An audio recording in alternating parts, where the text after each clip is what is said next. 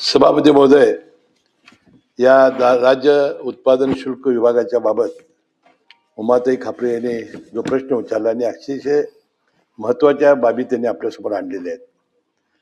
आता या विभागाचे मंत्री स्वर्गीय अजितदादा असताना त्यांनी फार दूरदृष्टीनं या विभागाचं बळकटीकरण करावं आणि आपल्या राज्यामध्ये जो महसूल येतो त्यात जास्तीत जास्त हिस्सा या विभागाचा आहे. जवळजवळ 17.63% या महसूलमध्ये वाढ झालेली आहे आणि यापूर्वी सुद्धा सातत्याने आपल्या राज्य सरकारच्या तिजोरीमध्ये या विभाग भर घालतोय.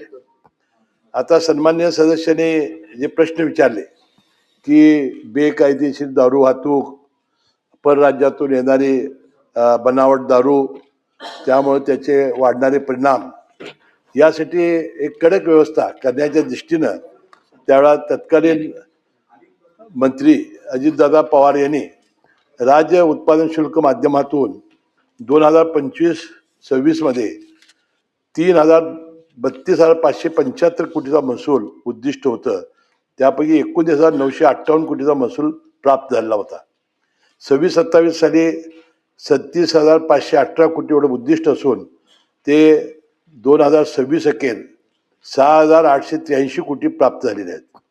राज्य उत्पादन शुल्कात 31 जुलै 2025 नव्याने 1088 नियमित पदे मंजूर झालेली आहेत आणि एकूण आकृतीबंधाच्या 4,926 पदांचा झालेला आहे. नव्याने निर्माण झालेली 1,088 पदे भरण्याची कारवाई सुरू आहे. यामध्ये काही पदे सरळ सेवेने महाराष्ट्र लोकसेवा आयोगामार्फत व काही पदे पदोन्नतीने भरण्याची आहेत.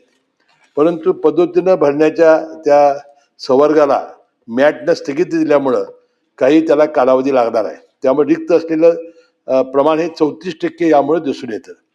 31/7/25 विभागात 3,838 नियमित पदाचा आकृतीबद्ध मंजूर होता. त्या तुलनेत रिक्त चे प्रमाण पाहिले तर 14% एवढेच आहे.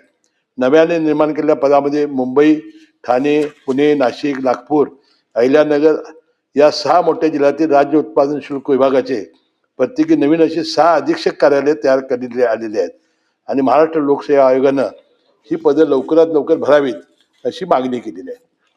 9 नंबर उमाताई.